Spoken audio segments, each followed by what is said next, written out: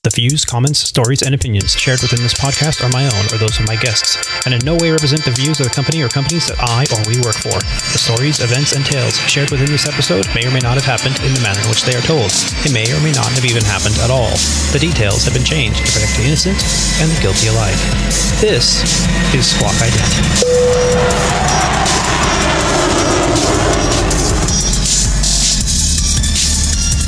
You're listening to Squawk Ident, an aviation podcast dedicated to the journey and the challenges surrounding the life and career of Aviator Tony, his co-hosts, and his guests. Together we will explore the many pathways to an aviation profession, realities of what a professional aviator can expect in today's marketplace, and we share many stories along the way. I'm your host, Aviator Tony, an airline pilot currently flying for a U.S. legacy airline with close to 20 years on the flight line. This is episode 68 of Squawk Ident, recorded on the 18th of January, 2020, from the Aviator Sound Studios from somewhere in Southern California. On this episode of Squawk Ident, Rob D and I discuss his recent 737 MAX training. We also discuss a new FAA Order 2150.3C, which places special emphasis on enforcement programs through March 30th of 2021. We will also discuss how a 36-year-old man lived at the Chicago O'Hare Airport for over 3 months before he was finally detained by police.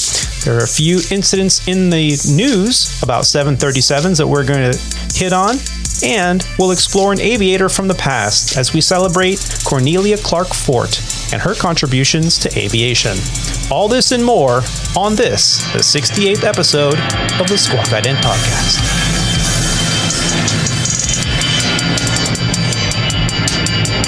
Now that our pre-flight is complete, let's get ready to push off the gate, start up our virtual podcast engines, and get ready for takeoff. Squawk Ident episode 68 is officially underway.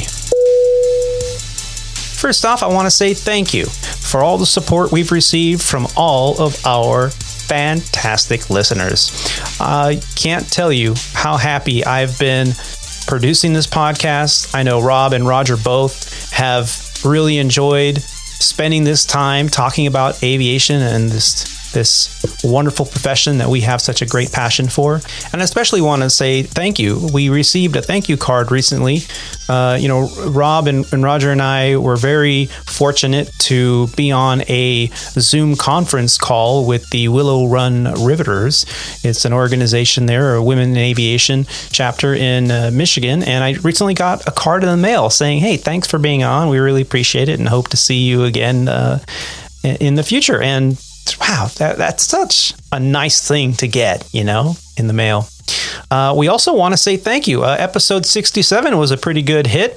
We got a lot of positive feedback there. That was the one entitled Don't Be That Guy. And we had a very good discussion about Jetpack Man. And I've been on the lookout, but I haven't really been flying that much. And we're going to talk a little bit about that here as the show begins. But first, let me start off by introducing a man who really needs no introduction. He's a former international and professional racquetball champion, a member of the 9G Club, an AMP and avionics tech, an RC aircraft commander, a boat skipper, a commercial drone operator, and currently a 737 pilot for Legacy Airlines. The name we use here on the show is an alias to our employer, a U.S. mainline carrier. From his fortress of isolation, where he just returned from some 737 MAX training, please help me in welcoming to the show from somewhere in Flower Mound, Texas, Mr. Rob D. Rob, how the heck are you? What up? I'm doing good, man. How you doing? I'm doing pretty damn good, man. You just ready to get this started. You just had 737 MAX training today. Today. Showtime was 6:30 in the morning. Ouch. I was about 2 cups of coffee into it before I stepped into the classroom. So I needed all the caffeine I could get to get my day started, because we were in for about an hour and a half of briefings before we jumped in the simulator and got trained up on the Max. So yeah, it was an exciting morning. It's been a long day. But and that's kind of cool when you live in base and home of the training center. You can just drive into the training. You don't have to deal with flying in the night before and checking into a hotel and all that stuff. Yeah, it was nice. So we I guess the way they lined this training session up was they actually had 4 pilots. So they had 2 captains and 2 first officers. And the second we walked into the room, we basically did our meet and greets and then figured out, okay, who lives where, who has to commute. And if you have to commute, you're going first so that you can try to get the first flight out of there. Oh, cool. And so me and one of the captains, fortunately, are from the Dallas area. Mm. So, we said, hey, we'll take the late session and you guys go in first, and hopefully you guys can get your commute flights out of here and get home to your families as soon as possible. So that went really good. Yeah. Yeah. And so what's involved with, because I know you just had recurrent training recently. We talked about that on a previous show. And you had to come back to do your 737. Is it an AD you were telling me? How does that work? Yeah. So this training is part of the airworthiness directive implemented by the FAA to recertify the Boeing 737 MAX. So as part of the recertification process, all the pilots that fly the airplane have to go through this training course that I just participated in to not only recertify the airplane, but to recertify the airmen that fly the airplane and the check airmen, obviously, so that the airplane can be flown in revenue service. Uh-huh. So it includes a home-based, what we call it, CBT, computer-based training course, which really takes only about an hour and a half to go through. And it basically gives you the overview of the problem that the MAX had, which caused the 2 accidents a couple of years ago, which ultimately the FAA ended up grounding the aircraft for, and what the fix was to remedy the situation and get the airplane back in the air safely, like all the other airplanes are. So the computer-based training, computer-based training, and the simulator and ground school portion was what was required to meet the AD and get us back in the air. Okay, so now you have when you look at your qualifications on the computer, it says in there you are MAX qualified now. So now if you're scheduled to fly a flight that has a MAX operating it, you're good to go. Exactly. Yeah. Yep, so is this going to create kind of like a bottleneck for pilots, since you're one of the first ones to get this training? Does that mean that you can anticipate doing a lot of that MAX flying? Is that how that works, or is it just kind of? Well, I'm not too sure about that. I listened to one of our leaders talk about that. Actually, there was a question in another forum that was asked about pretty much the same question. How many pilots out of the 737 fleet have been trained on the MAX? And the answer was, remarkably, 50% of us are already trained. Already? Wow. Already. And most of the MAX flying as it is today is being flown on the East Coast between New York and Miami. So unless, an outside pilot like Dallas base, for me, were to go through Miami and actually work a trip from Miami to, let's say, LaGuardia, there is a good chance that I may be working one of those MAX flights. I see. So, and also I think some pretty exciting news is we had 24 airplanes. And as soon as the MAX was recertified, we actually took delivery of 10 more aircraft. So now we have 34 MAX aircraft. Oh, that's good. So we have a lot more of those to fly around. Yeah. And I believe they're not all in service as of now, but they're slowly placing them in revenue service as the schedule allows. Obviously for obvious reasons, they just want to put the plane where it's going to benefit the system and all that stuff. So yeah, it's pretty exciting news to have 34, in the fleet. I think that's pretty close to the most 730s. I think it is the most 737s out of all the airlines flying. Yeah. And do you know, I know that there are some other carriers out there that also fly the MAX, Southwest being one of them. Have they returned those to service over there too, or are they still waiting for their training to go through? Yeah, I'm not sure. I don't think they have. However, I'm not 100% sure. And I'm just kind of going off of memory of what I've read in the past. And I don't believe they're going to start revenue service until next month. Okay. That's just shooting off the hip, but I don't know when, but I do know, like you mentioned, they do have MAX aircraft. So, and I don't know who the other U.S. carrier is that has them. I think it's United. I think United has some maybe on order. Yeah. That's something we probably should research, but and they actually made headlines.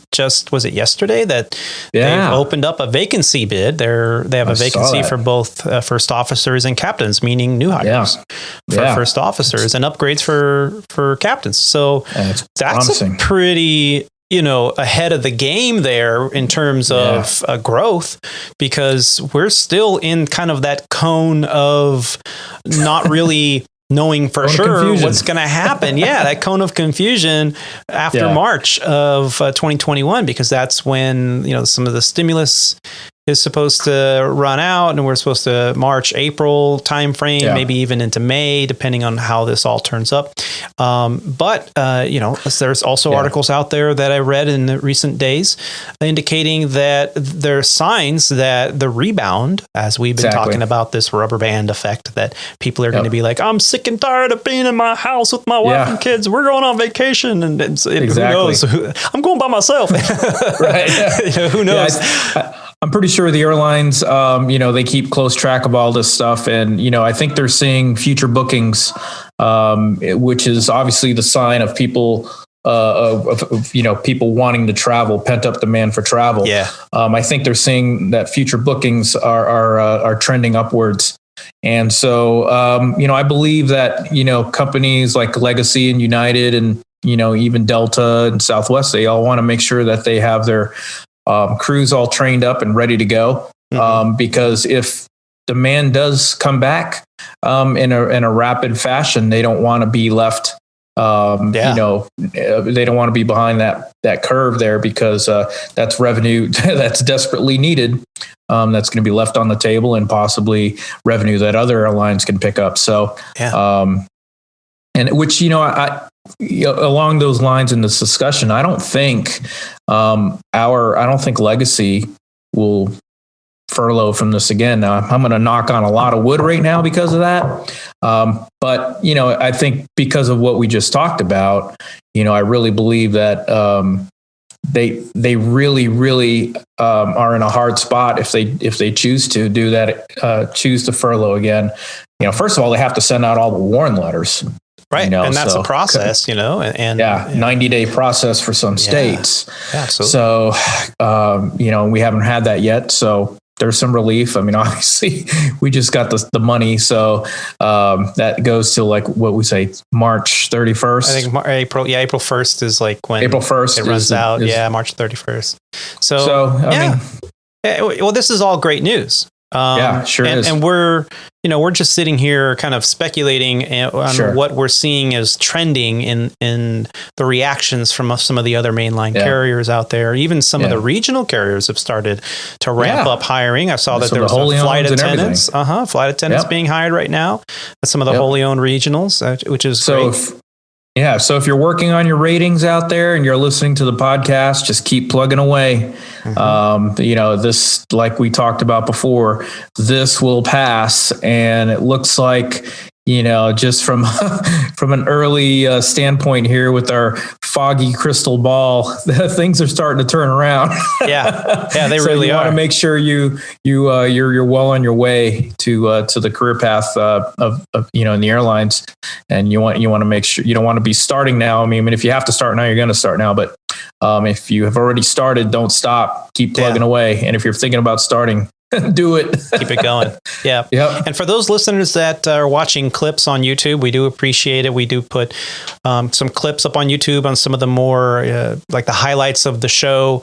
It does take a little while for me to, after I upload the podcast, to come back and then redo the same thing with the video and upload it on YouTube. But if you're watching on YouTube, behind Rob, he's got on his background there a pretty cool looking airplane. It's got a HUD there on the captain's side. Check that out. Yeah. And did you take that in the simulator really today? Big screens. Yeah, I did. As soon as I walked in, it looked like a great photo opportunity. Everything was all powered up. So I took my iPad out and snapped a couple photos. And the result is the picture that we have behind me. It's a beautiful airplane. I mean, it looks very similar to obviously a 737, but the screens are the exact same screens that they have in a 787. Yeah. Oh, wow. So they're the same. So there's 4 screens right there. There's one that's, it's almost like a 16:9 aspect ratio. So there's 4 of them going across the panel there, as opposed to the traditional 737. They have 6 screens. Mm-hmm. So they're able to combine them all onto here. I think these are, I don't even know. I think they're LCD screens, but I'm not 100% sure. Yeah, I think so. So the refresh rate is a lot faster and better. Yep. So they're easier on the eye and a lot easier to see in the daytime. Clarity on them. Yep. Yeah, it's super. They're super nice. So. Yeah. It's a really nice presentation. Everything is very similar from the NG, and that's what makes it. That's why we have the same type certification for it. Uh-huh. But there's a lot of things that are different on it, which made it obviously, which gave Boeing a problem. And one of the things was obviously which caused the accident. Was the MCAS system, mm-hmm. MCAS, which is a maneuvering characteristics augmentation system. So it's a mouthful of words. Basically, it's a stall prevention system. Yeah, and it's a subsystem. So it's not even its own thing. It's a smaller system incorporated in a bigger system. And basically, all it does, what the problem was in the past with the previous accidents, was the MCAS was only receiving inputs from one sensor, one AOA sensor. Mm-hmm. Okay. Now, if you're getting into aviation, or if you've been in aviation, you know that there's a lot of redundancy built into these airplanes. So why were they only using one? We have no clue. Everything is 2, 3, 4, or 5 of everything. Now, did Legacy Airlines always have the option that they had 2 AOAs? Always had 2. So in America, yep. I don't think any U.S. carrier was using the cheaper option, which was the MCAS system was retaining the information from angle of attack from only one indicator. Yep. That was an option that some of the European or the Asian or non-US carriers were using. Yep. So the odds of this happening in the US, even before all of this happening over the past 2 years, was very unlikely. However, there were errors in the system and in the certification process that were corrected. So we're going from a relatively safe operation because of the redundant system that was already in place to now an even safer operation. Way safer. And so, I just, for the general public, we get questions like this all the time, even when on my aircraft. Sometimes people get on my aircraft. It's an Airbus. Yep. Okay, it says Airbus right at the front door as passengers are coming onto the airplane and loading. And they still will stop and go, "This isn't a 737 MAX, is it?" I'm like, "No, right. This is Airbus from France." France. France. So, so even though they're on a completely different airplane, they still are concerned about it. And I really, Rob's been saying this quite a while, and I've been backing him up much as I can, not being a 737 pilot myself, but they're safe airplanes. Yeah, sure.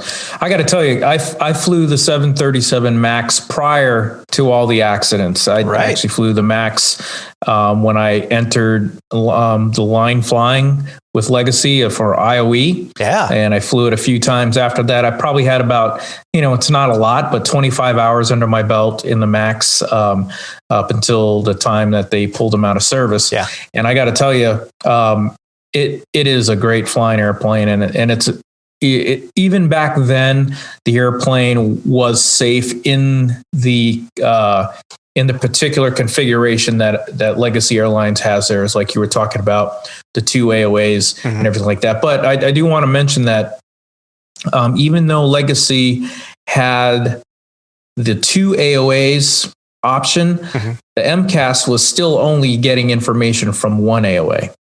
Really? So even in our aircraft, if there was, the problem with the AOA indicator, it would still trigger the MCAS. Basically, it's like a stabilizer trim runaway in the nose down position. Right. So we would be able to still defeat it. And one of the thing that would have given us a better chance of survival was that second AOA, because that second AOA would have been giving us true information, and we would have been able to disregard what we were being alerted to on one side of the airplane and concentrate on the good one, and can still continue to fly the airplane. And that was part of the training today. So, and to sum it up really quick in a nutshell, the fix for the airplane was software.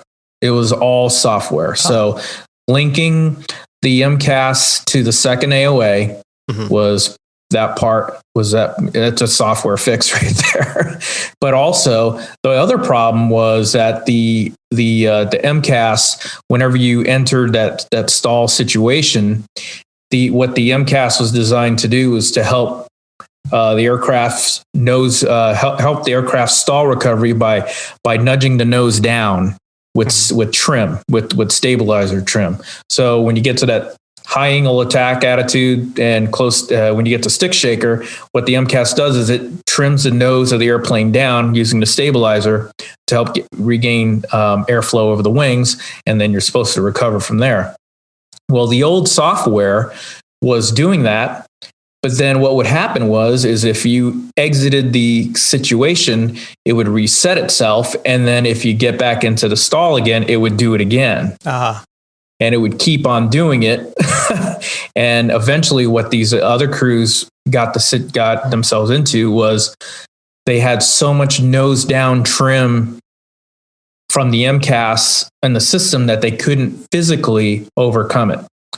And there was so much going on that they didn't get to the checklist fast enough to cut out the system, which you could done with the old airplane and the new one the same way by flipping 2 cutout switches. Yep. So, and previous to those crashes, a couple other crews had that situation. They were able to trap the error and successfully land the airplane. So the plane had the problem before the accident, and other crews were able to capture it, trap it, and land it. So that's not very popular out there, but that's what happened. So what they did now is instead of the MCAS repeatedly adding that nose down trim, they only allow it to do it once. And once it does it once, it doesn't do it anymore. Oh, okay. So that's nice. Yeah. So you disconnect it by... How would you so let's say this happens to you, you're a 737 pilot and you're flying a MAX, and there's an error in the system where you're not in a stall event. However, it thinks it is. And so the MCAS activates, it starts to trim those down. You recognize that, hey, wait a minute, why are we pitching over? And what's your immediate action? So immediately so what they did is they implemented some, what they call immediate action items. Mm-hmm. So it's almost like a memory item. So things you have to do immediately. So first thing they tell you is control wheel. You got to grasp the control wheel firmly. So you grasp the control column firmly. Second thing is you're going to disconnect the auto throttle and the autopilot at the same time. Okay. Third thing you're going to do is, which you're going to naturally do, is try to trim trim the airplane in the opposite direction of the nose. So right now you're going to feel a lot of nose downforce and you want it to go up. So you're going to try to trim the nose up. So you're using the electronic trim switch on your thumb on the yoke. Okay. Exactly. So using electronic trim on the yoke. So when we have this trim runaway or this MCAS actuation, the trim cuts it out. The trim actually inhibits the MCAS. So now you are now in control. However, as soon as you let it go, it's going to want us to try to do it. Keep going. Okay. So, well, I don't want to mislead you down the wrong road. In the training, they basically simulate that, hey, something's even wrong with the software now. It's going to keep going. Okay. So when you hit the trim and you let it go, it's going to want to keep going. Not going to do it in a real airplane because the software has been fixed to only do it once. But if for some reason a gremlin gets in there, some cup of soda or orange juice enters the computer and shorts it out, and for some reason that wheel just keeps going, reach down there and flip 2 cutout switches, which are basically, on-off contact switches. Yeah. Completely eliminates the system, powers off the motor for the stabilizer, and now that stabilizer is not going anywhere electronically anymore. So now you have to go to the manual trim. So now we have a big manual trim, which is a wheel, which you could kind of see it over my left shoulder. Yeah, on the center pedestal there. Yep. Yeah, it's got a little white band on it. It's actually got it's a black wheel with a white band. The knee burners. You can kind of see it there. Yeah, the knee bangers. Yeah. The knee bangers. Yeah, watch your knees. I'm trimming. That wheel is the manual trim wheel. Okay. So it's painted white so you can actually see it turning in the dark. So you get black and white stripes going. But also there's a little handle that sticks out right here on the side. Yeah. Most people don't know about that. So that's the handle we get to use today. So when we... Oh, it's a perfect view too. Oh, no, actually you can't see it. It's kind of dark, but yeah, they're right underneath the throttle quadrant at the base of the center pedestal and the throttle quadrant. There's 2 toggle switches that are guarded, right? Yep. Those are the main, which are the electric thumb, and the autopilot stabilizer trim cutout switches. Oh, okay. So those are the switches that we have to flip to totally inhibit the system. Yeah.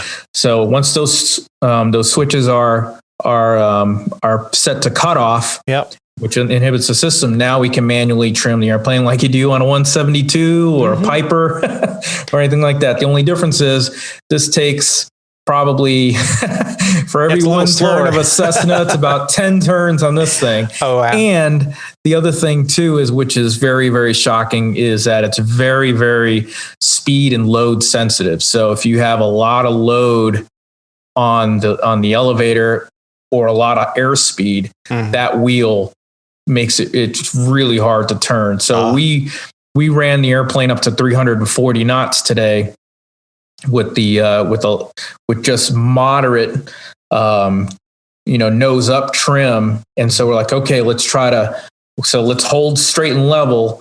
And it's hard because I'm like using probably a good 75, 80 pounds of force just to keep us level going 320. And we were barely out of trim. Yeah. And he's like, okay, now trim nose down on the trim wheel. And dude, that felt like you were turning another 100 pounds. You're like, oh, so we had to use 2. The captain had to do his side and I had to do my side, and we had to do it at the same time. Wow. So, obviously the fix for that is to unload it, let it do its thing, trim, and then, fight it back again, or slow the airplane down. Yeah. And then you'd be good to go. But anyway, that was part of the training, to go through all those scenarios and run through the whole checklist and everything like that. So it was a pretty exciting simulator. It was a very, very, you learned so much today about the 737 MAX and the fix and everything. It was great. We just hand flew the airplane pretty much the whole time. We turned on the autopilot maybe 2 or 3 times just to see certain scenarios with the MCAS and how some things work. But it was great. The whole time you're basically running your recall, we call them recall items, your immediate action recall items. Yeah. And hand flying the airplane and retrimming the airplane and making sure you're getting those cutout switches and running the checklist. Yeah. So it's perfectly, you can handle this airplane, no problem. Yeah. In the situation. So they gave us the exact situation that these pilots were under, that had the crashes. Yeah. And no problem. It was no, I wouldn't say it wasn't a problem, but it was definitely manageable with proper training, and that's the reason why we went through this. Yeah. I got to say one thing though, when the whole situation that these guys were in was pretty intense, because with the what happened was with the crash, both crashes, the Indonesia and I think it was Lion Air. They had the one AOA vane was giving them erroneous indication, and so the AOA vane thought that the airplane was stalling. So that's what set off the MCAS to nose down trim on it. And since the AOA vane thought the airplane was stalling, we have a stick shaker in the airplane. So that thing was going off the whole time on the side. Well, it'd be on this airplane on that side. Captain's side. Okay. Captain's side. The stick shaker was going off the whole time and it never stopped. So you got to figure how long it takes for you to do a circuit pattern. You go run through a checklist to reconfigure the airplane and land and get the airplane on the ground. That whole time, the airplane's stick shaker is going off. Man, how comfortable. So it's loud. It's distracting. When you read your checklist, you have to turn your personal volume up to 10 because it's so loud. And, we even practice some of the private instrument techniques that you use when you have an instrument in front of you that's not working properly. You want to ignore it. So one of the things we did was we determined that the captain's PFD wasn't any good to us anymore. Yeah. So we turned the brightness on his screen all the way down to just barely enough where you could at least just kind of get a night. Because the one thing that did work was the attitude indicator. Okay. That was the only thing that worked, because that works on other instruments, other sensors. So we turned his side all the way down, and the only thing we had was my screen and the standby instrument there, which was working perfectly fine. So still got the plane on the ground, landed it. Yeah. Exciting stuff. Good way to spend a day in a simulator. How many hours were you in the sim? Yeah. It wasn't that long. It was only an hour and a half. So total between the two of us. Yeah. So usually we got about a 4-hour block. You're doing good. You're out of there in 3.5 hours. Right. So yeah, we spent, I think we actually had 4 hours to it. And so those guys went in first. They were about an hour and a half. We were about an hour and a half. So yeah, we're about 3 hours total. Yeah, so it's kind of like a regular recurrent. Yeah. Yep. Yeah. Well, good. Well, thank you for sharing that with us. You've raised a lot of great discussion items and answered a lot of questions. And thank you so much. Recently in the news, you were telling me a little bit about an article that we were reading a while ago about, 737 MAX suffered an engine failure. This was, I believe, an Air Canada flight not too long ago.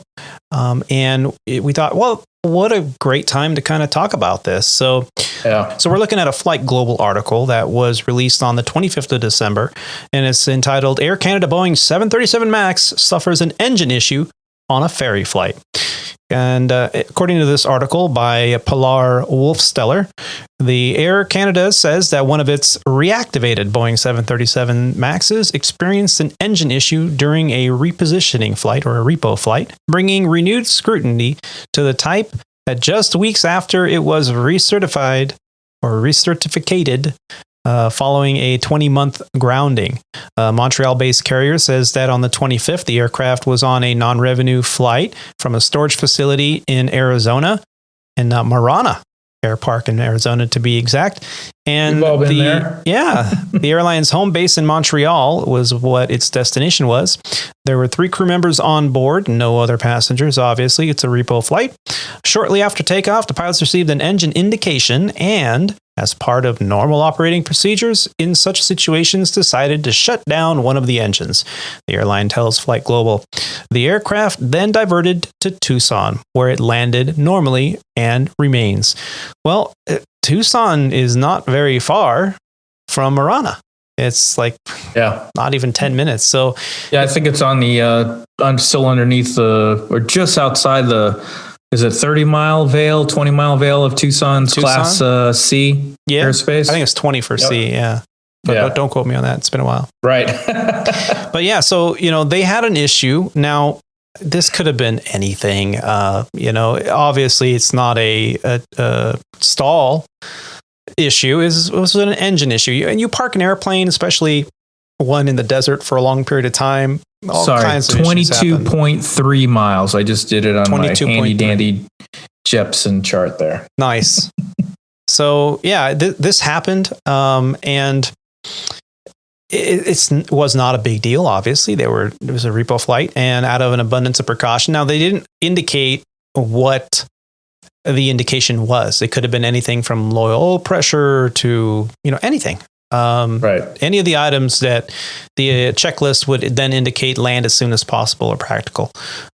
So some of the other 737 MAX carriers were scheduled to bring it back online. United, I guess they're going to be bringing them back on the 11th of February.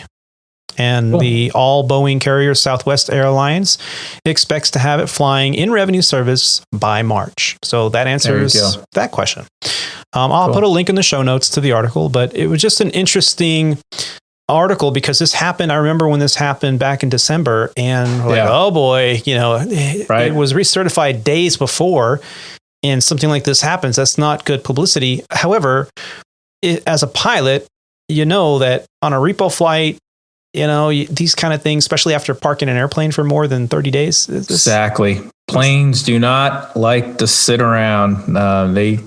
If you ever owned a boat or if you let your car sit around for weeks or months, you're going to have problems. But, these airplanes, even when I know that our planes were in a what they termed short-term storage, which meant that the maintenance crews actually went out there every, I think it was 2 or 3 days, and they actually exercised the airplane around. They actually started it up, exercised all the hydraulic systems, flaps.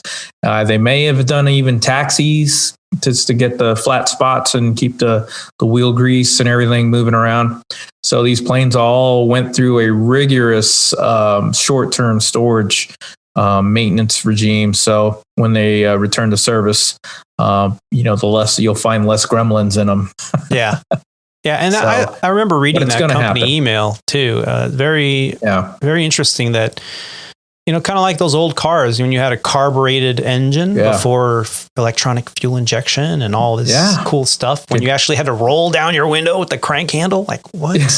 What? Yes, I remember that. I had that when I was a kid. You had to, if you didn't start the car for a week, odds are you'd probably flood it trying to start it, and then it wouldn't start, and you had to wait 10, 15 minutes before you can try again. But this happens. It's not an unusual thing. So I really think this was we didn't talk about it here on the show because it really was kind of a non-event, but and I got to say, hats off to the tech ops folks, all the aircraft technicians at Legacy Airlines that were, keeping these things alive while, they didn't really have a chance to do much flying. So, it seems like things are going well. So we're very proud of you guys, and thank you for what you do. Absolutely. My sentiments mirror yours. Yep. Absolutely.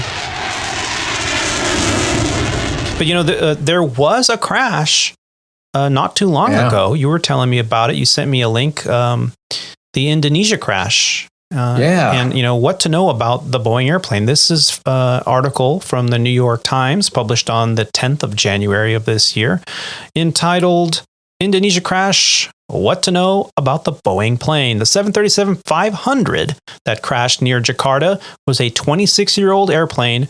It was a workhorse for that company without the new technology that plagued the 737 MAX. So obviously, this plane crash had nothing to do with the MAX. But the minute they hear Boeing 737 and plane crash, they're going to assume it's the MAX, but it wasn't. And this article goes on to indicate that the plane crash in Indonesia was carrying more than 60 people. And it comes at a difficult time in aviation for the giant Boeing, which has seen its reputation battered by years of investigations over deadly crashes. While the authorities are still looking for the cause, the plane that crashed on Saturday near Jakarta in the Indonesian capital was a 26-year-old 737-500, a workhorse model with a good safety record.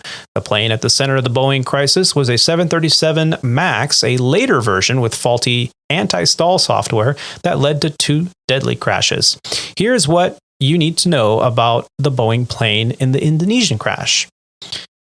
Although it's unclear of why the plane crashed, the Sriwijaya, is that how you say that?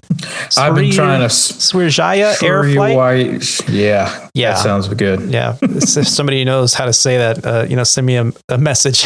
I'm happy to correct that. But the Sriwijaya air flight 182, which was traveling to the city of Pontianak on the island of Borneo, took off amid a heavy monsoon season rain following a bad weather delay. It plunged more than 10,000 feet in less than a minute, according to the tracking site Flight Radar 24.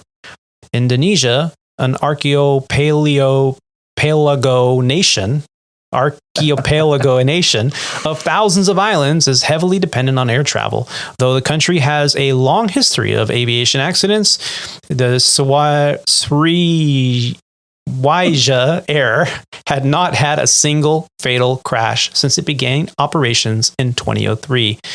The plane that lost contact shortly after takeoff from Jakarta on Saturday was a Boeing 737-500, a proven model developed, and it goes on to say that it wasn't the MAX and how it's different from the MAX.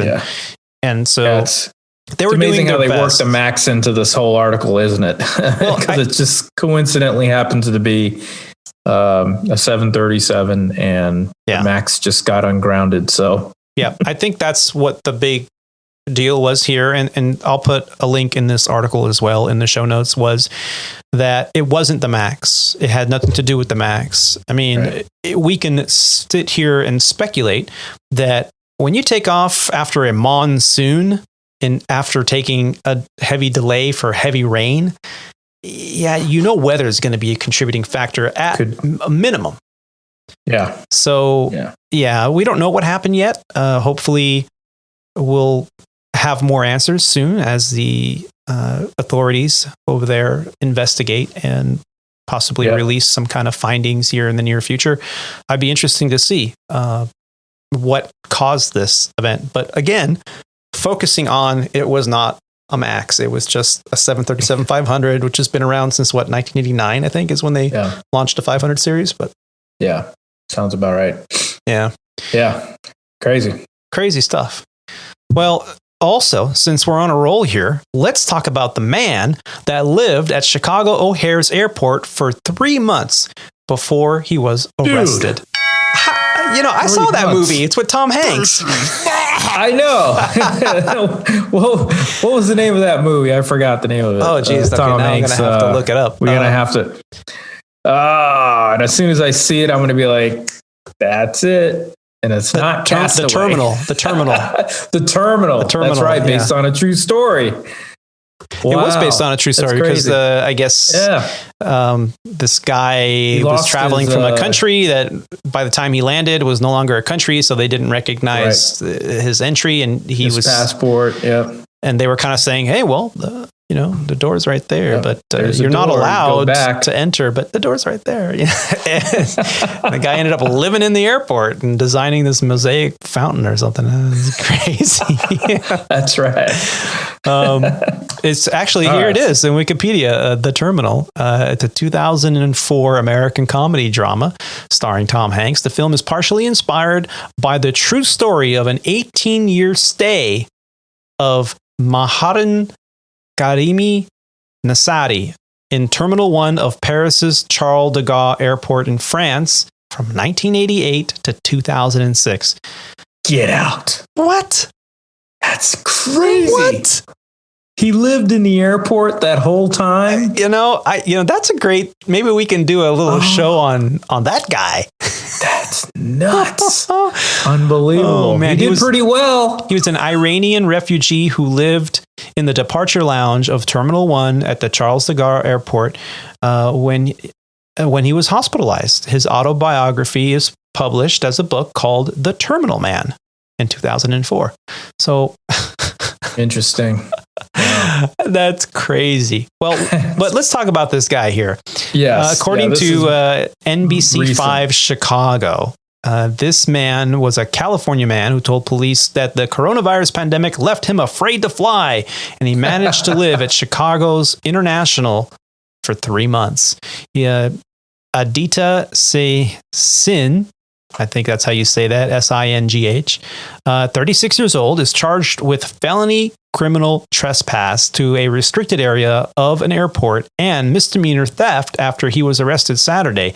At a court hearing on Sunday, the judge ruled that the Orange, California man could be released if he paid a $1,000 fine, but he said that Singh was prohibited from setting foot in the airport again. Yeah. As of Monday morning, he remained in the Cook County Jail. And here is NBC5 Chicago's report.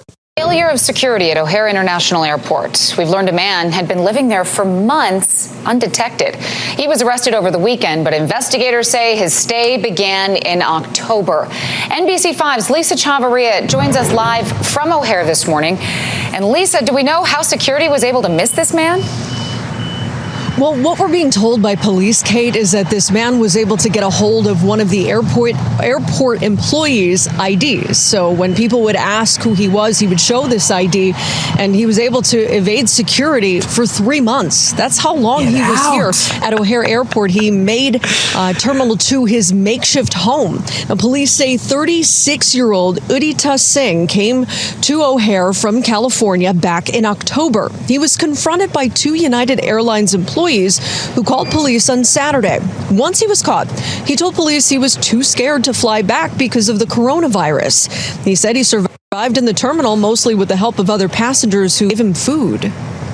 There's no real risk to public safety here. I think that's the good news. I think it just shows how we have a multi-layered security system and different parts may not talk to each other, may not question each other. We're hearing that same sort of message coming from the Chicago Department of Aviation, who issued a statement saying, quote, "While this incident remains under investigation, we have been able to determine that this gentleman did not pose a security risk to the airport or to the traveling public." Now, he's facing at least one felony charge for being in an unauthorized portion of the airport. Chicago police at this point still investigating how it got to this point. But again, 2 United Airlines employees were the ones that spotted him, were able to hang on to him until police arrived to make that arrest. Wow. I think the police and the Chicago aviation. Oh my goodness. Well, I think he's in the secure area. You know what I think is maybe something might be wrong with him. Like maybe there's some kind of mental health issue there. So they're not throwing the book at him, because it sounds to me like, yeah, he was living in an airport and a sane person doesn't do that. Well, also, I mean, this is what I'm going to just throw this out there is he's probably going to be on the no-fly list. Oh, yeah. Yeah. You know what I mean? So, yeah. Why would you be on the no-fly list? Because you're a security threat. So totally contradicting the words of police. Yeah, definitely there's a security threat here when you have stolen the badge of an employee in order to gain access to areas of the airport. I mean, anybody that did that would find themselves in federal court, federal prison, and the book would be thrown at them because that's a huge security threat. One, how did you get to Chicago in the first place? Well, he flew in. Right. And then he was afraid to fly back out. Who knows what his final destination was. Okay. Hello, my name's so-and-so. I need help. I'm stuck. I'm afraid to fly. Yeah. Can I get a bus ticket?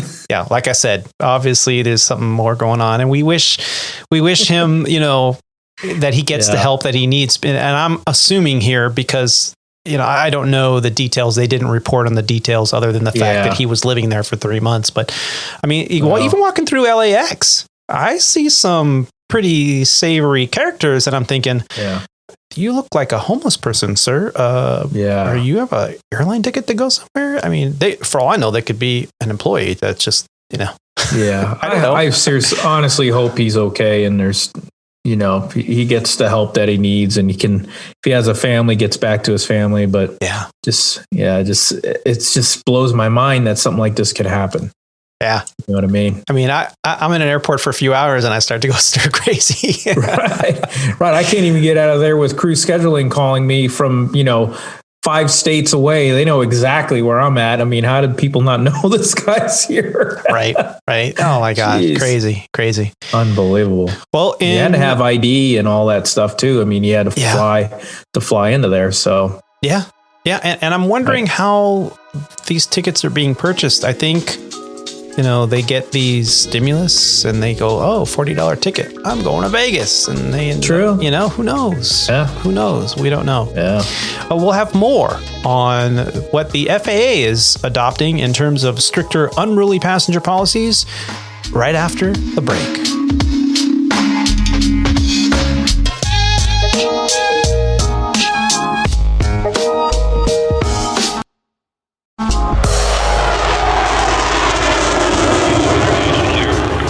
Automated weather observation 1959er Zulu.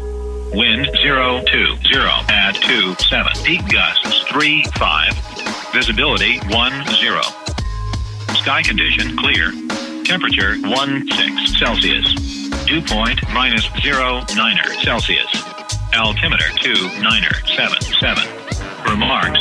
Density altitude 1,500. And we're back. Well, I've got to say, Rob, it's been interesting to hear about the 737 MAX training, some of the incidents that have happened out there on the flight line. And, thank God that we have had one of the safest runs in aviation history on the United States, on United States soil. We have had, a really good track record of safety. And I really do believe that I think primarily is in part to the training that we receive on a regular basis once we make it to a Part 121 carrier. I mean, the training for commercial flying, the training even for a private pilot license, it only gets a little bit more developed and stricter as time goes on. And I've got to say, I'm proud to be a pilot in the United States. I think some of the best training that you can get in any profession is revolving around aviation. Yeah, I agree. It's incredible, like you said, that with everything that's going on, that we've managed to be incredibly safe. Our industry as a whole is under a lot of pressure right now. And there's a lot of people that, like you and I have been affected with our schedules. So we're not getting the frequency or the recency of experience that we're normally used to. So there are some, you can put yourself into some situations where you get back in the cockpit, and some guys that wouldn't have flown for close to 2 months, almost 3 months, which is perfectly legal, as long as they have their landings and, they're qualified and everything. But, it's a depreciable skill, so you get back in the airplane, there's going to be some, refamiliarization going on with the airplane. And it's like riding a bike, Rob. Yeah, it sure is. It's just that everything else isn't. Yeah. But yeah, I mean, so it's amazing that we haven't had very many problems. But I think what we're getting into is the new FAA. What is it called? The stricter unruly passenger policy. Yeah, the unruly passenger policy. Yeah, those incidents have gone up in light of all the political unrest that's been going on with the change of administration going on in Washington, and the aviation industry is taking it very seriously, and they're making sure that everybody that travels knows that the industry will not tolerate any unruliness in the air. So have you had any experiences in the past few weeks? Have you been flying at all? I've been flying a little bit, and I haven't had anything that made it to the cockpit. The flight attendants are the obviously the frontline workers on our flights, and they have to deal. They're providing the service to the passengers. But one of the things that our passengers are required to do is to continuously wear their face mask, face coverings on them during the entire flight. And that's from the time they obviously walk into the airport, but more importantly, in the time they walk into the airplane until they exit the airplane.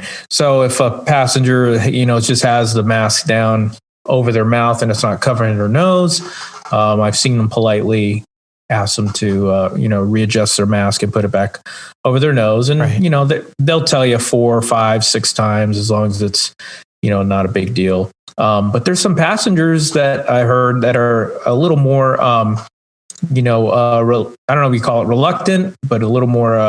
They got a lot of pushback. Yeah.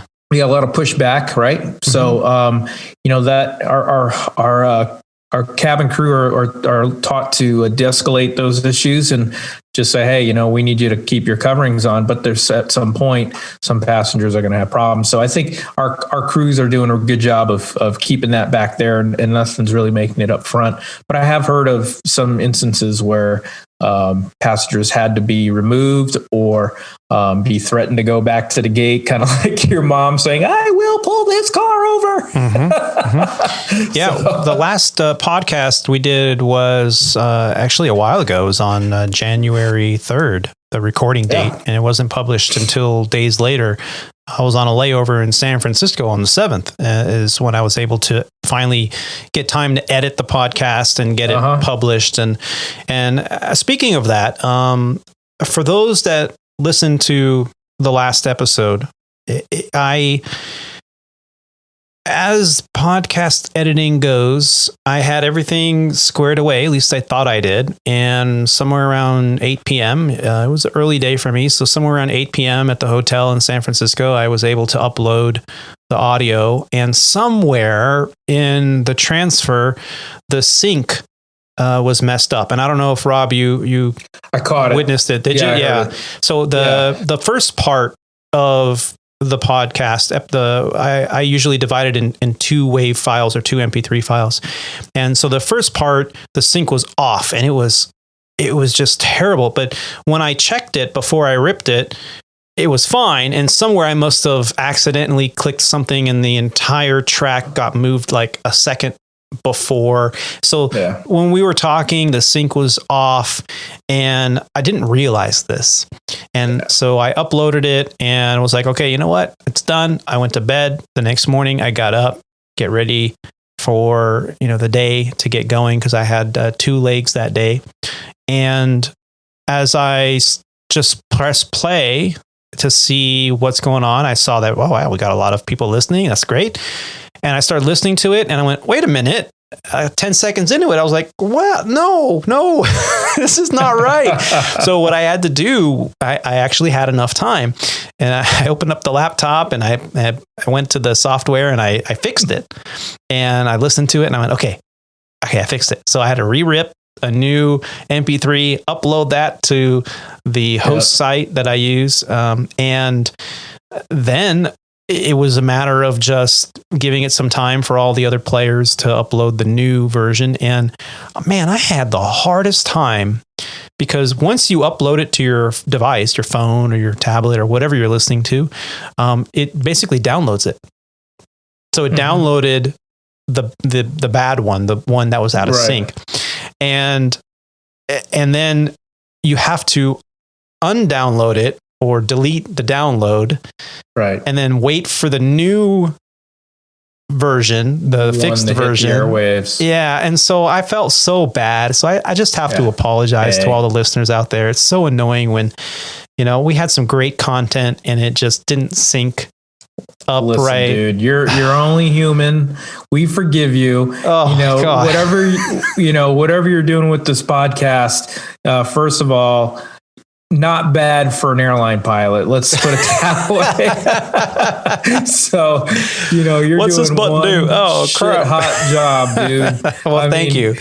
As you can tell, I contribute exactly 0 to everything that you're doing over there because not at all. I don't have a clue how all this stuff works. Yeah, so. the content is what is most important, and and I really am proud of all these little modifications I make here in my little studio, which if you go to the website, the aviatortony.com website, you can look at the Aviator Sound Studios tab and you can see the equipment that I've slowly started to build and amass. And a lot of it's hand-me-down stuff or pawn shop stuff that I was able to pick up for pretty cheap. And I'm fortunate that I know how to build desks and stuff. So now I even have a second monitor now that as you can see, I'm looking kind of up through the camera and instead of down at the computer. And so, this has just been a blast to do. And so I'm very grateful that I have all you guys listening and guys and gals out there. I do appreciate all the kind comments and reviews. So we love the reviews because that helps us with our standing. And so that people that maybe not are interested in aviation that might be surfing for a podcast, the more reviews we get, the higher up we are on the search bar. And so it all helps. I do appreciate your patience with that last audio fix. If you didn't hear it, it's because you downloaded it after I fixed it. And thank you for that. Good. But since that, I've only flown one trip. It was a 2-day trip. It was a San Francisco layover, as I mentioned, but it was a LA to Phoenix, Phoenix to San Fran.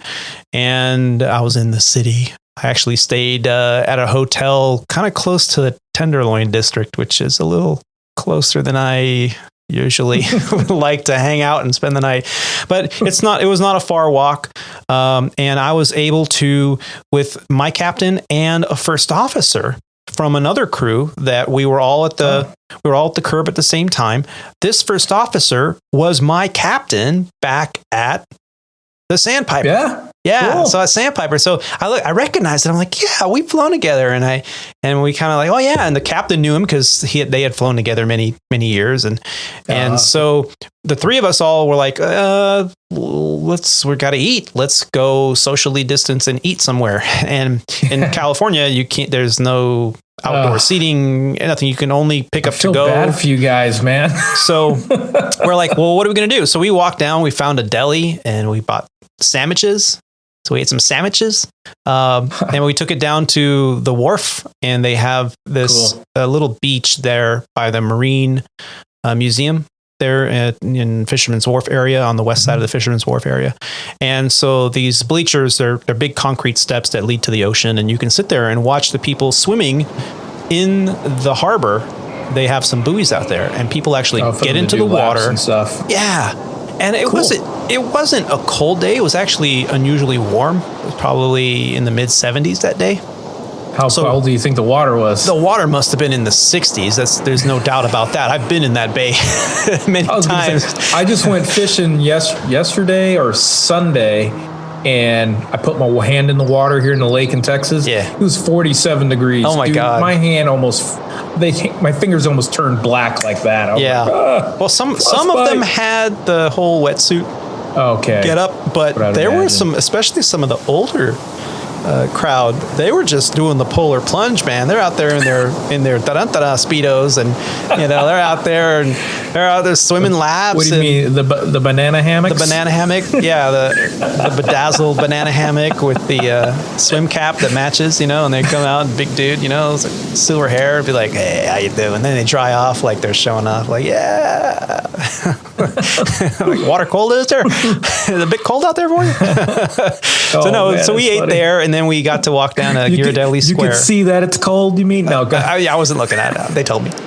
So we go down to Ghirardelli Square, and of course, you have this awesome San Francisco sourdough sandwiches, and you go down to Ghirardelli Square, and they actually had, the parlor wasn't open where you sit down and have the ice cream, but their little to-go store was, and they would let so many people in the store at a time, and you could order from their little to-go ice cream bar. Cool. And so we each got an ice cream and sat there and went walking in the park there where nobody was around and had our ice creams, and then when we were ready, we masked back up and walked back to the hotel. And so it was actually a pretty cool layover, and I got to catch up with some pilots that I had flown with years past. Nice. and a new captain that I hadn't flown with yet, who was a really cool guy. And we got to watch the Polar Bear Club dip their toes in the water there in the frigid bay. So that's pretty cool. Great overnight. What was interesting about that trip, though, is the next day on the way back, my flight attendant crew was telling us how they were on a flight from DCA to Phoenix, and they were going to turn around and divert and go because it was on the 7th. Okay. And we know that the Capitol was stormed on the 6th of January. So on the 7th of January, a lot of people were leaving DC and flying out. And well, it wasn't the flight that they were chanting USA, USA, and the captain made the PA. That one made the news over at our sister company there at American Airlines. Captain did a great job. Said, you guys need to settle down, follow flight attendant instructions. The truth is that they were chanting to the point where you couldn't hear yourself talk. They couldn't hear flight attendants give them directions saying, you need to calm down, you need to stop chanting. Yeah, that's unsafe. There were more than a dozen people that were refusing to wear a face mask on board an aircraft. As you know, we can divert and land and have them arrested and for violation of the FARs. And in the past, flight attendants telling these stories, because as you said, they're frontline workers for us. They're the ones that are in the public eye. They're the ones in close contact with our customers over at Legacy Airlines. And they're the ones that get frustrated because an airplane might divert because of an unruly passenger, and they get arrested, but they get released on bail the next day. You never hear about fines being imposed or any of this stuff. But recently, the FAA on January 13th had a press release and a change in the policy, a temporary change in the policy to handle such a thing. To handle this sort of thing. And in the press release, and I'll put a link in the show notes, from the Federal Aviation Administration, they adopt stricter unruly passenger policies. Dated January 13th of 2021, from Washington, FAA Administrator Steve Dickinson today signed an order directing a stricter legal enforcement policy against unruly airline passengers in the wake of recent and troubling events. The FAA has seen a disturbing increase in incidents where airline passengers have disrupted flights with threatening or violent behavior. These incidents have stemmed from both passengers' refusals to wear masks and from recent violence at the U.S. Capitol. Flying is the safest mode of transportation, and I signed this order to keep it that way, Administrator Dickinson said. Historically, the agency has addressed unruly passenger incidents using a variety of methods, ranging from warnings and counseling to civil penalties. Effective immediately, however, the FAA will not address these cases with warnings or counseling. The agency will pursue legal enforcement action against any passenger who assaults, threatens, intimidates, or interferes with airline crew members. This policy will be in effect through March 30th of 2021. My response? Why only through March 30th of 2021? Seriously? This should go on at least for a year. This should be a continuous standing clause. I mean, why even put it out there? I mean, that's something that we would expect everybody to comply with no matter what. Yeah. You know, I mean, from 20 years ago through through the future. Yeah. Well, they go on to say that passengers who interfere with, physically assault, or threaten to physically assault aircraft crew or anyone else on the aircraft face stiff penalties, including fines up to $35,000 and imprisonment. This dangerous behavior can distract, disrupt, and threaten crew members' safety functions. The FAA has initiated more than 1,300 enforcement actions against unruly passengers during the last 10 years, including recent cases for allegedly interfering with and assaulting flight attendants who have instructed them to wear a face mask. While the FAA does not have regulatory authority over aviation security or no-fly list, the agency works closely with federal law enforcement and national security partners on any reported security threats that may impact aviation safety. So my hat's off to Steve Dickinson. And, you know, did you know that he's the FAA administrator? I never really thought about it. I think he's the acting administrator.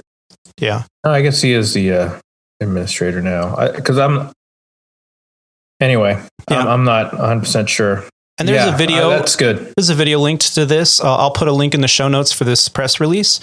But the actual national policy, FAA compliance and enforcement program, I'll put a link to that too. It's Order 2150.3 Charlie. And it's a change number 4, effective 1/13 of 2021. So it's in effect right now. And it goes into detail. It's signed by the administrator there, and it goes into detail about what action can take place. So basically, no more warnings. No more warnings. Yep. And we do have the change of administration coming up here in 2 days. Mm-hmm. So, I think anytime around those days, it's the 20th is probably when we're going to see a lot of, hopefully, everybody's going to behave, but if anything, it would happen around the next 2 days. And hopefully these guys, will stand by their policy. We know the company will stand by us. Yeah. That's for sure. And our CEO even mentioned it in a recent conversation with the employees that, we need to do whatever we have to do to control, maintain control of the aircraft and command the aircraft. So, they give us that's at our discretion. But, from a federal level, it's nice to see that there's some kind of enforcement that is going to be in place to back up, everything that's going on. So, yeah, the main thing is, you're in a confined space in a pressurized tube, 6 miles over the surface of the earth, flying at over 500 miles an hour. The last thing we need is someone who's disrupting everyone else, causing concerns, safety concerns. That kind of behavior should never be tolerated. And I do understand sometimes you have airline employees that are fed up, that have just been dealing with this, especially since the pandemic began, with these low fares or 20% less costing fares than they were just a year ago, simply because of the demand. It's almost cheaper to fly an airplane than take a bus. It really is. I mean, it really is, bus or train. So we've seen this increase in incidences happening. We've talked about them here on the show as much as we can without divulging too much information that might be sensitive or that we shouldn't be too detailed with. But we have explained a little bit about some of the incidences that have happened. I'm sure that for the most part, most of our passengers and employees just want to have a comfortable, no drama flight. You know how to fix this, Tony? I got a perfect solution. I'm being serious. Let's make, in addition to wearing the face coverings, everybody has to wear a dog shock collar. There you go. And anytime you you pull that mask down. We're just going to hit the button. You're what, 15 Charlie? Hey, give him a buzz at 15 Charlie. Well, I've been advocating that. Point our finger.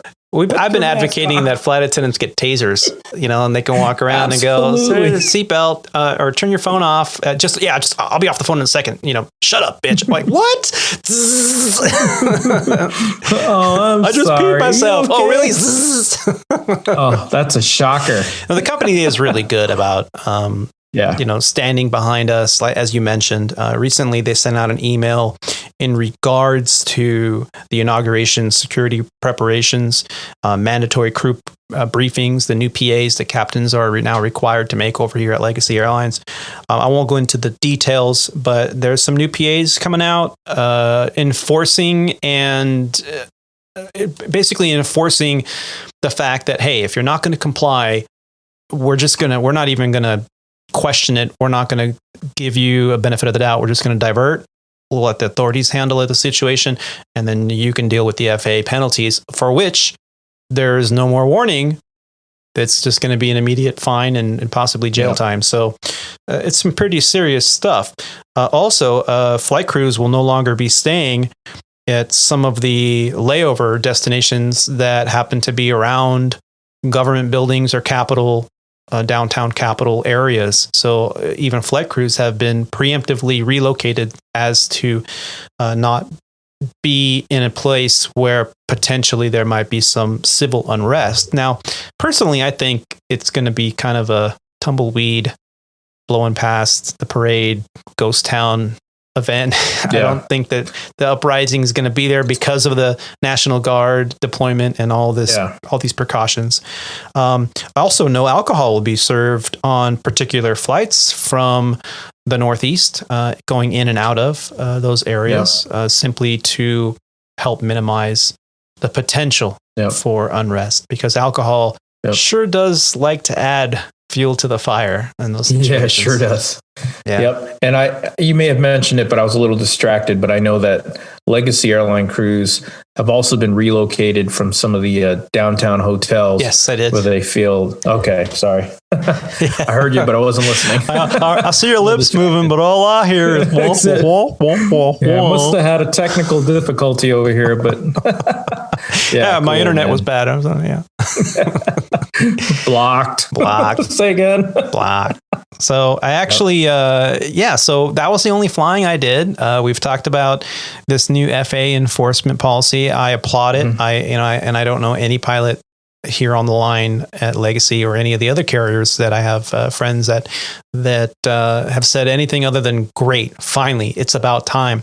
I looked into it a little bit further as we were sitting here talking, and not only is it a $35,000 fine potentially, up to and including 20 years in prison.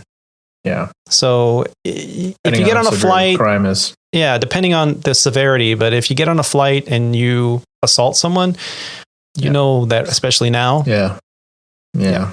So don't do it. Or probably damage the airplane in a way that you probably shouldn't have. Yeah. Or walk out on the wing while it's taxiing and jump off the winglet. No. That has happened. It's happened. Well, crazy. We've been getting a lot of positive feedback on the episode we did when we lost a legend in aviation, the Chuck Yeager, the memorial we did to Chuck Yeager. And I really enjoyed doing it because it was a little bit of homework for all of us. We got to learn a lot, and there's a YouTube video out there with some pictures that I have borrowed from the internet to help, get the word out about this great aviator. But I wanted to talk about another great aviator that I didn't even know existed until very recently. And this is how I found it. I follow some aviation pages, obviously, on the socials, and on one of my social media platforms, I got a ding, and it was not even something I followed. It was one of those sponsored, ad, but it was about World War II. It was a World War II page, and it had a photo of a very classic-looking female pilot with the whole goggles and the leather helmet, and I thought, wow, that's pretty cool. You don't see a female pilot from the World War II era very often. I mean, I know that female aviators were out there at the time, but you don't really see that. And I took note and I clicked on the link, found out that Cornelia Clark Fort was a United States aviator who became famous for being part of two aviation-related events. The first occurred while conducting a civilian training flight at Pearl Harbor on December 7th, 1941, when she was the first United States pilot to encounter the Japanese air fleet during the attack on Pearl Harbor. She and her student narrowly escaped a mid-air collision with the Japanese aircraft and a strafing attack after making an emergency landing. The following year, Fort became a second member of what was to become the Women Air Force Service Pilots, or WASP. Cornelia was working as a WASP ferry pilot on the 21st of March, 1943, when she became the first female pilot in American history to die on active duty. She was involved in a mid-air collision and crashed 10 miles south of Merkel, Texas, and Mulberry Canyon, Texas. What was interesting about that Pearl Harbor attack is that while she was working as a civilian pilot instructor at Pearl Harbor, Cornelia Fort inadvertently became one of the first witnesses to the Japanese attack on Pearl Harbor that brought the United States into World War II. Fort was in the air near Pearl Harbor, teaching takeoff and landings to a student pilot in an interstate cadet monoplane. Hers and a few other civilian aircraft were the only U.S. planes in the air near the harbor at that time. Fort saw a military airplane flying directly towards her and swiftly grabbed the controls from her student, I'm sure she said, my aircraft, to pull up over the oncoming craft. It was then she saw the rising sun insignia on the wing. Within moments, she saw billows of black smoke coming from Pearl Harbor and bombers flying in. She quickly landed the plane at John Rogers Civilian Airport near the mouth of Pearl Harbor. The pursuing Zeros scraped her plane and the runaway as she and her student ran for cover. The airport manager was killed and two other civilian planes did not return that morning. With all the civilian flights grounded in Hawaii, Fort returned to the mainland in early 1942. She made a short movie promoting war bonds that was successful and led to speaking engagements. Later that year, Nancy Love recruited her to serve in the newly established Women's Auxiliary Ferrying Squadron, precursor to the Women's Air Force Service Pilots, otherwise known as WASP. She was the second woman accepted into the service. The WAFs ferried military airplanes to bases within the United States. Stationed at the 6th Ferry Group based in Long Beach, California, Cornelia Fort became the first WAF's fatality on March 21st, 1943, while flying in formation en route from Long Beach to Love Field in Dallas. The left wing of her BT-13 was struck by the landing gear of Flight Officer Frank Stame Jr.'s plane. Stame had been flying too close to Fort's plane, approaching her and then pulling back. On one of the close passes, the collision took place, breaking off the tip of her wing and 6 feet of leading edge. He was able to control his plane, but Fort went into an irreversible dive and crashed. The accident occurred 10 miles south of Merkel, Texas, in Mulberry Canyon, Texas. At the time of the accident, Cornelia Fort was one of the most accomplished pilots of the WASPs. The footnote of her grave is inscribed, "Killed in the service of her country." Cornelia Fort was portrayed in the film Tora, Tora, Tora by actress Jean Marie Jeff Donnell. And Cornelia Fort Air Park in East Nashville is named after her. You know, it's pretty interesting that she did all this and she died in 1943 at the age of 24. 24 years old, and she was ferrying military airplanes around. I mean, who wouldn't kill for an opportunity like that, right? I tell you what, man, there's not that many 24-year-olds, never mind female 24-year-olds back in that day that ever achieved as much as she did. at the time. I mean, cripes. I remember when I was 24 years old, I barely made it out of the house. I mean, I didn't join the military till I was, actually 23, 24-year-olds myself. So, and she was already flying airplanes and an instructor, and that's incredible. I didn't even set foot in my first airplane till I was, 20, about 24, 20 years ago. Yeah. Just a little over. But yeah, I mean, just an incredible story. I'm really glad that I saw that and clicked on it, and I just thought it'd be great to talk about it here. You know, we've mentioned the Women Air Force Service pilots, or the WASPs. It was a civilian women's pilot organization whose members were United States Federal Civil Service employees. Members of WASP became trained pilots who tested aircraft, they ferried aircraft, and trained other pilots. Their purpose was to free male pilots for combat roles during World War II, despite various members of the armed forces being involved in the creation of the program. The WASP and its members had no military standing. WASP was preceded by the Women's Flying Training Detachment, or WFTD, and the Women's Auxiliary Ferrying Squadron, or WAFS, as we mentioned earlier.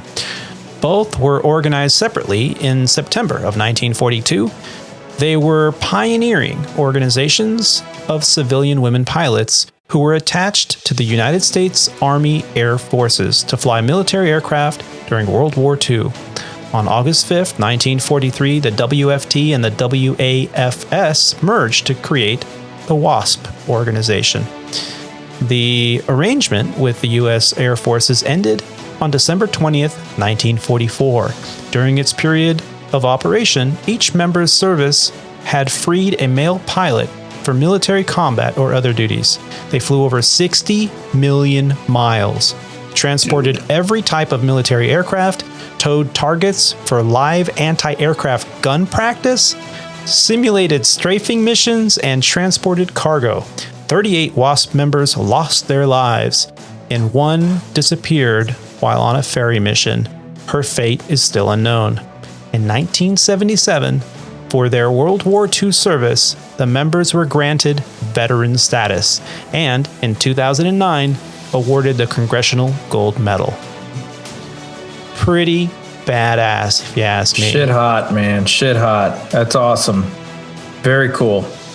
And amazing. In the future, I would really like to start focusing more on getting to know a little bit more about the journeys of female aviators out there. If you're a female aviator out there listening to the Squawk Ident podcast and you've got a story to tell, we would love to interview you and get your journey out there to inspire all the other aviators out there, male, female, and LGBTQ plus alike. We're all, once you have a wing pinned on your shirt, you're a pilot. You're one of us. And we encourage you to reach out.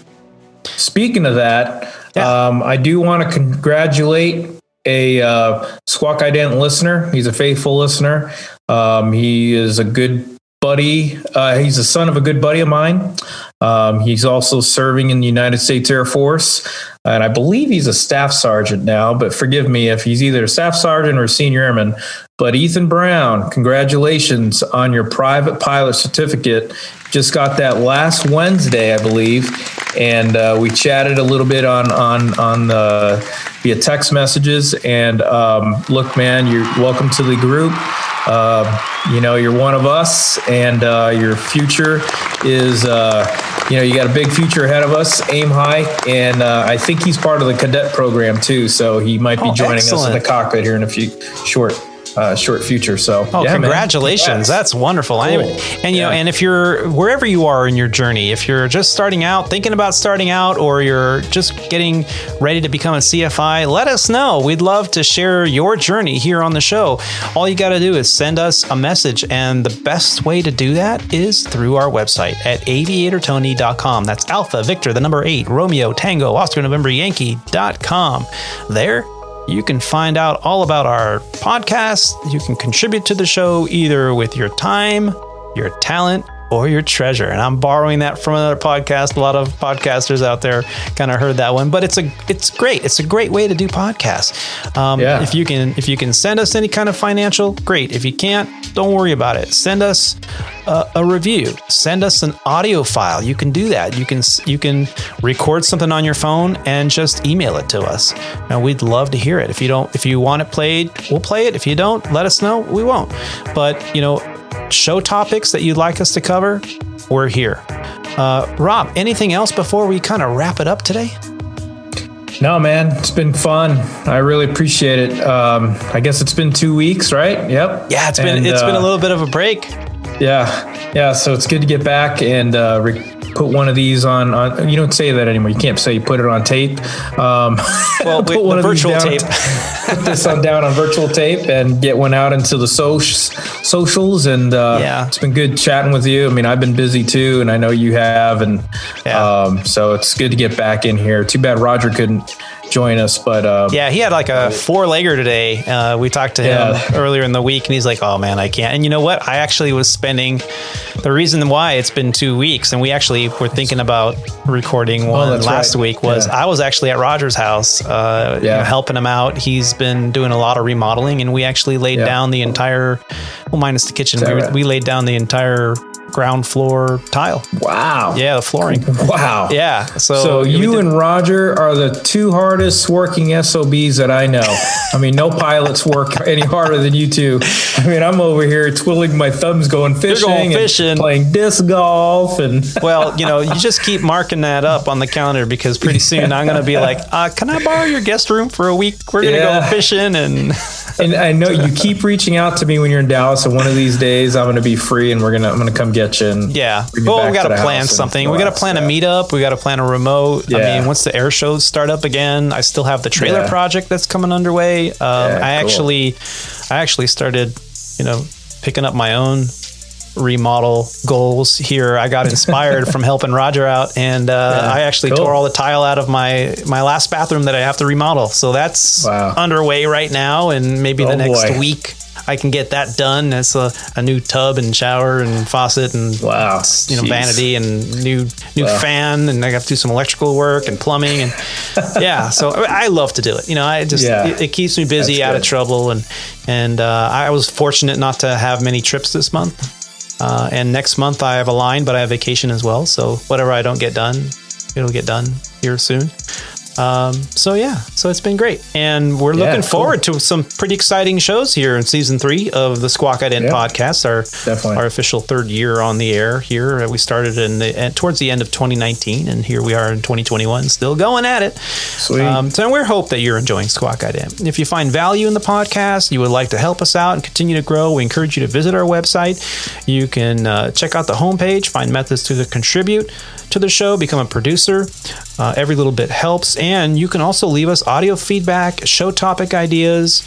You can also view the many photos we have shared from the flight line. And under the guest book tab, you can view images that our featured guests have shared with us as well. On the socials, Facebook, Instagram, social, what is that thing called? The YouTubes? Yeah, YouTube.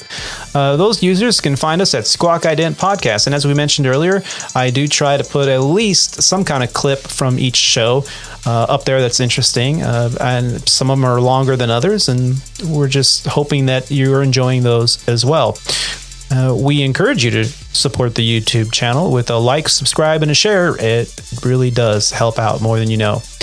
In closing, I would like to say thank you for taking the time to listen to these grateful aviators. Keep the dirty side down out there, be safe, and take care of each other. See you guys. Have a good one. Talk to you later, Tony. See you, Rob. Later. Peace.